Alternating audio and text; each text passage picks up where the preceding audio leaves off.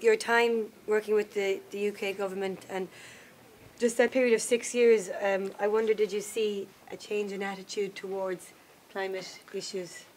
Well, it was several. Yeah. I mean, it was like being on a roller coaster, actually. Yeah. I mean, as I look back, when I started, you had a government which, as a kind of headline, had a very high level of ambition. But actually, if you looked around the cabinet, you know, there were one or two ministers who did share that high ambition. Up to a point. Tony Blair, the then Prime Minister, did, actually up to a point.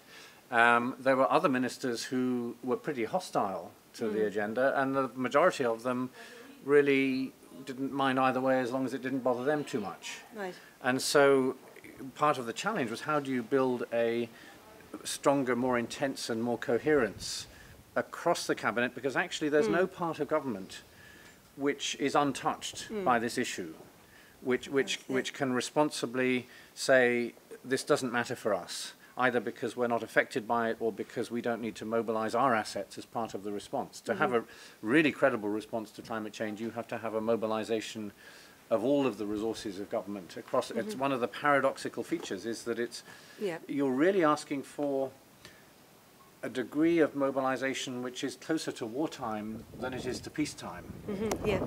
And yet there isn't an enemy out there. I mean, it is a war in one sense, but it's not in the conventional sense of there's the enemy and we've got to kind of prevail over them. In a sense, the enemy is ourselves, but the intensity is what we need.